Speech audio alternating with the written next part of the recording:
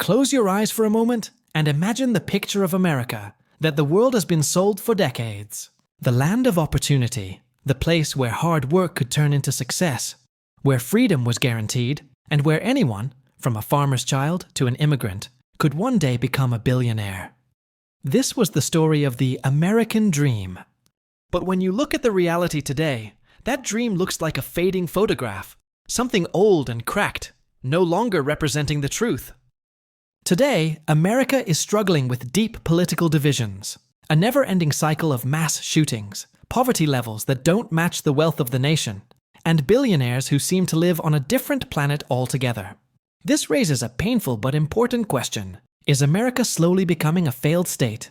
A strong country needs unity, but America today feels like a battlefield of ideas where people are no longer just debating. They are at war with one another.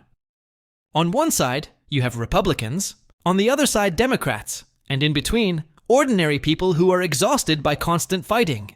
What used to be simple political differences has now turned into hatred. Families stop inviting each other to dinners because of who they vote for.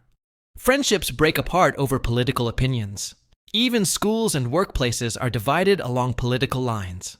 Every election season, America feels less like a democracy and more like a battlefield. Leaders spend more time attacking each other than solving issues like poverty, climate change, or healthcare. And the worst part, social media pours fuel on this fire. Instead of bringing people together, it pushes them further apart with fake news, conspiracy theories, and endless arguments. A house divided against itself cannot stand. And right now, America looks like a house full of cracks. This is the kind of division that weakens nations from the inside until they collapse. In many countries, if a mass shooting happens once, it shocks the whole nation for years. But in America, mass shootings have become so common that they barely shock anyone anymore. Schools, malls, movie theaters, parades, even churches. No place is truly safe. Children as young as 6 years old practice active shooter drills in classrooms, hiding under desks, and learning how to stay quiet if a gunman enters. Think about that. In the richest nation on earth, children are preparing for war inside their schools. The numbers are terrifying. Tens of thousands of people die from gun violence every year in America. But every time a tragedy happens, politicians offer thoughts and prayers instead of real solutions. The gun industry is so powerful, and the politics around it so toxic, that meaningful change never happens. When a country cannot protect its own people, especially its children, from daily violence, it's a sign of a system that is failing. Now let's look at money. On one side, America is home to some of the richest people who have ever lived. Elon Musk launches rockets into space. Jeff Bezos builds yachts so massive they need smaller yachts to support them. Tech billionaires own private islands, luxury jets, and companies worth more than the economies of entire countries. But on the other side of this glittering wealth, millions of Americans struggle to afford basic rent. In cities like Los Angeles and San Francisco, tents line the sidewalks as homeless encampments grow. Families with full-time jobs live in their cars because housing costs are too high. Children go to bed hungry in a country where billionaires spend millions on vacations. And when the poor cry out, they are often told to work harder, ignoring the fact that many of them already work 2 or 3 jobs just to survive. This is the brutal reality.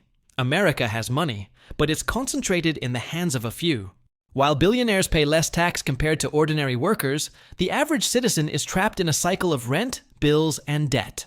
A country that allows such extreme inequality, where the rich live like kings while the poor live like beggars, is walking the path of decline.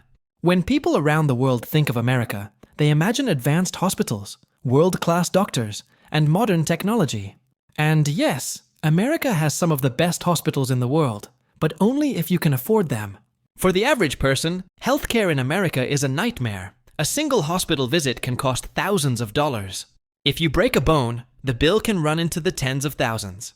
If you need surgery, it can destroy your savings forever. There are heartbreaking stories of people choosing not to go to the doctor because they can't pay. Some even launch online fundraisers, begging strangers for help to cover hospital bills. And insurance? It often fails to cover enough, leaving people trapped in debt. In most developed countries, healthcare is a basic human right. In America, it's a luxury, and when healthcare becomes something only the rich can fully access, the poor are left to suffer or die early. What kind of superpower lets its people go bankrupt just because they got sick? Education is supposed to be the great equalizer. It's supposed to give children from poor families the chance to climb up and achieve success. But in America, education itself has become a trap. College tuition fees are so high that millions of young people take loans just to study. And those loans don't just go away, they stay with you for decades. Imagine graduating from college at 22, but instead of celebrating, you already owe $50,000 or $100,000. That's like starting adulthood with a heavy stone tied to your back. Many millennials and Gen Z graduates work for years, but most of their income goes into paying interest on loans, not into building a future. This debt crisis kills dreams before they even begin. It stops people from buying homes, starting families, or even taking risks like starting a business. A country that traps its young people in debt instead of empowering them is not building a strong future. For most of the 20th century, America was seen as the leader of the world. Its culture, its economy, and its military dominated global affairs. People in other countries dreamed of moving to America because it symbolized success. But today, that image is changing. Countries like China are growing faster and challenging American influence. Wars in Iraq and Afghanistan weakened America's moral image. Political instability at home makes it look weak abroad. Even allies sometimes question if America can still lead with confidence.